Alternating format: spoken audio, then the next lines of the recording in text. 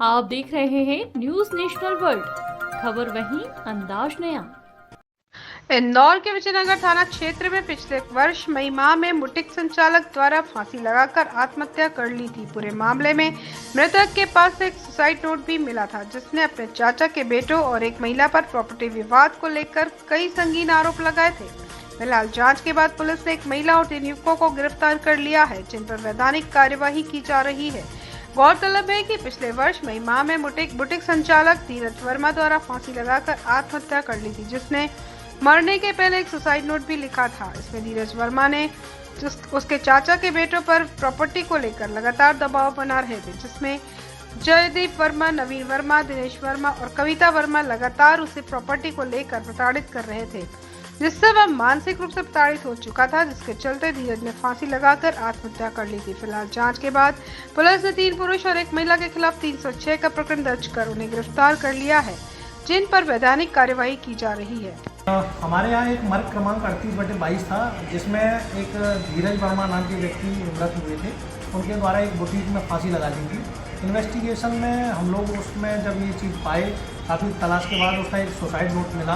उस suicide note को हमने हस्ताक्षर मिलान के लिए और उसकी हैंडराइटिंग मिलान के लिए जब उसको भोपाल भेजा, वहाँ से धीरज वर्मा के द्वारा जो सुसाइड नोट था, जो मौके से मिला था, उस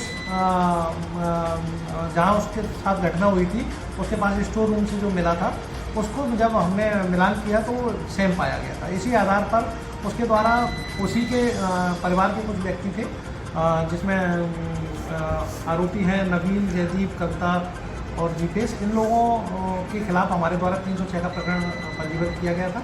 आरोपियों की गिरफ्तारी कर ली है, जिनको हमारे द्वारा जीआर पे भेजा गया है। और इसके अलावा हम लोग इसमें लगातार इन्वेस्टिगेशन कर रहे हैं और तय तक पहुँचे। परिवार पहले जो संचालिका थी उस पर 302 की कायमी की बात कर रहा था, लेकिन उसके बाद अचानक से यह 306 में परिवर्तित हो गया। क्योंकि वो उनका व्यक्ति खत्म हुआ है, वो भावनात्मक रूप से जो भी बात कह रहे हों, लेकिन पुलिस भावनाओं से नहीं चलती। हमारे द्वारा तथ्यात्मक और साक्ष्य के आधार पर इन्वेस्टिगेशन किया जाता है, और उसी आधार पर जो इन्वेस्टिगेशन में हमें फैक्ट्स मिले थे, सुसाइड नोट मिला था और बाकी अन्य चीज़ें हमें जो मिली, उनके आधार पर हमारे द्वारा 306 का प्रकरण उसमें पाया गया था, जिसकी हमारे द्वारा प्रकरण पंजीबद्ध किया गया और फिर उसमें विवेचना की जाएगी। इंदौर भौरका पुलिस को 63 वर्षीय दंपत्ति अजय शिवानी द्वारा शिकायत की गई थी कि दुर्गानगर निवासी शंकरलाल असावा ने उनके साथ जालसाजी कर करोड़ों रुपए की धोखाधड़ी की थी, जिसके बाद पुलिस ने तत्काल जांच कर आरोपी के खिलाफ केस दर्ज कर लिया था। इधर दंपत्ति ने पुलिस को बताया कि शंकरलाल उनका पारिवारिक मित्र है। उससे 20 साल से उनका पारिवारिक रिश्ता होने के कारण आरोपी घर आया जाया करता था। उसने 2019 में व्यक्तिगत आवश्यकता बताते हुए व्यापार में निवेश का झांसा देकर कुछ रुपयों की मांग की थी। इसके बाद दंपत्ति ने पोता पोती की शादी के लिए जमा किए रुपए शंकरलाल असावा को दे दिए थे।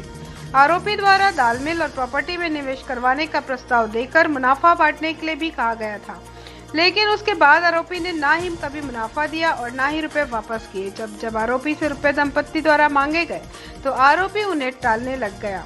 फिलहाल पुलिस ने आरोपी को हिरासत में लेकर पूछताछ शुरू कर दी है, जिसे कोर्ट के समक्ष जल्द ही पेश किया जाएगा।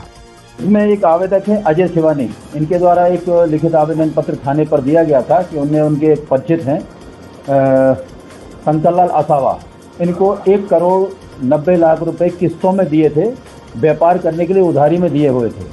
ये रुपये लेने के बाद में शंकरलाल की नीयत बदल गई और उसने रुपये देने से वापस देने से इनकार कर दिया। आवेदन पत्र की जांच में पाया गया है कि इसके द्वारा धोखाधड़ी की गई है।